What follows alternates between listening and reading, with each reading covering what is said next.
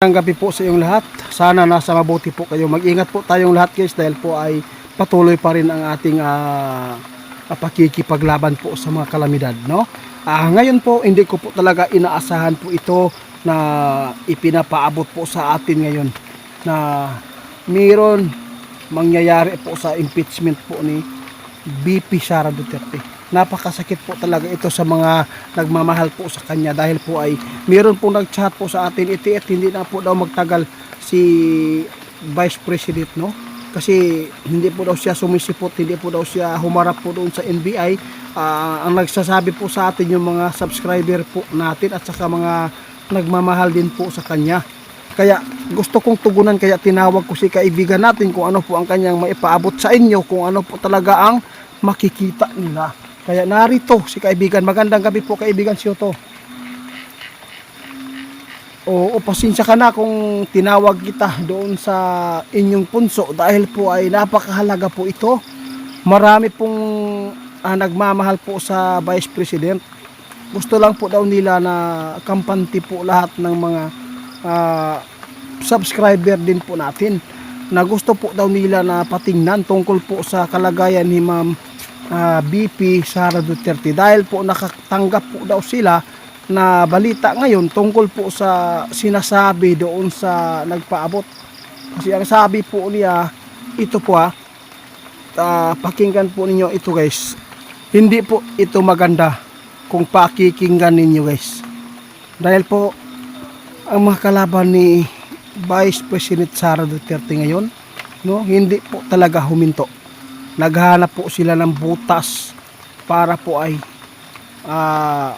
mayroon silang maibato po sa Vice President at mapaalis po at makasuhan sa kanyang mga issue ngayon na hindi po niya sinasagot pa. Kaya gusto kong ipaabot sa inyo.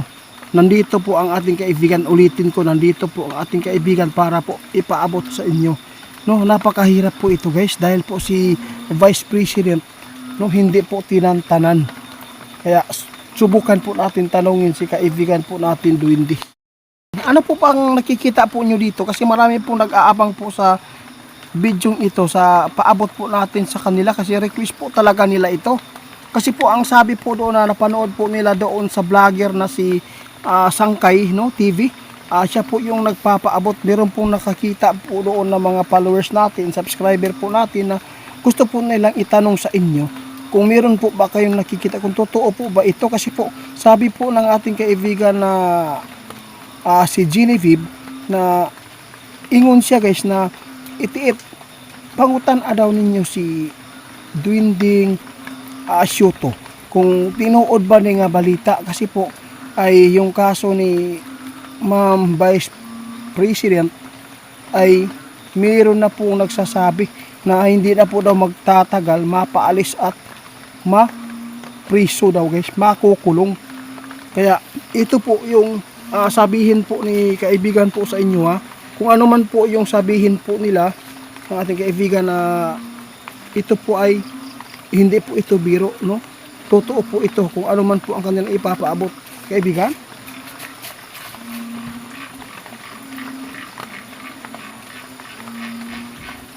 Alam po niyo guys, ito yung sabi po niya, itiit kung unsa man tong gichat sa inyo, kung unsa man daw inyong napanood daw diya sa channel ni Janjan no, Sangkay TV, kung totoo man po yan na si Vice President ikukulong at saka magpapahuli na lang po daw siya sa kapulisan.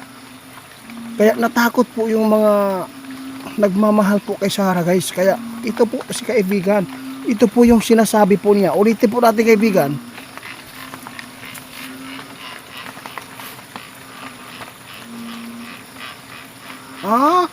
Yun pala. Guys, ang sabi po natin kaibigan na hindi po basta-basta po na kulong agad. Hindi po. Kasi po yung iba nagpapabiyos lang po yan sila. Yun po talaga ang totoo. Kasi po ang sabi po natin kaibigan, huwag po muna kayong maniwala po doon sa mga vlogger. Dahil po, ang kanilang ginagawa, gusto lang po nila kumita. Guys, mas maganda po talaga na panoorin po ninyo, no? Doon sa GMA ha. Kasi sinabi na po ng ating kaibigan, ang sabi po ng kaibigan natin ngayon na yung nakita po niya doon tungkol po na sinasabi po nila ikukulong at saka magpapahuli na lang po si Vice President. Hindi po yan totoo. Kasi po, mahirap po talaga kung basta-basta ka na lang huhulihin. Wala namang nakitang kasalanan, kamalian. Wala na po nagwi-witness po doon. Kaibigan, kasi po nabasa po nila doon sa titulo na si Vice President po daw, no? Hindi na po sisipot tapos magpapahuli na lang po daw siya sa kapulisan. Anong ibig sabihin po nito? Kung totoo po yan, ano po, alamin daw natin.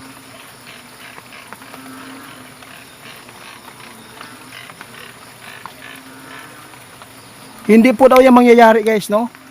Maghintay lang po muna tayo. Kung mangyari man po yan, may buhay pa talaga dyan mawawala at saka magkagugulo pa. Magkakagulo.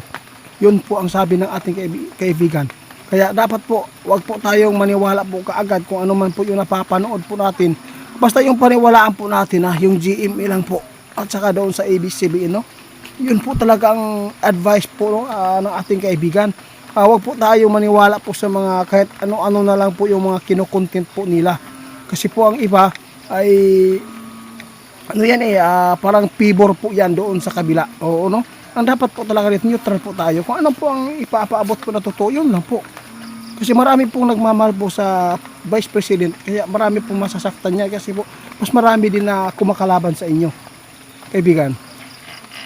Ito po ang sabi po ng ating kaibigan kasi no, wag po muna kayong basta-basta po maniwala. Sa lahat po ng nag-chat po si Ma'am Genevieve, salamat po sa inyong updated po talaga sa mga video po yung salamat po sa inyong mga pagtiwala sa amin, pagtitiwala po niyo sa amin.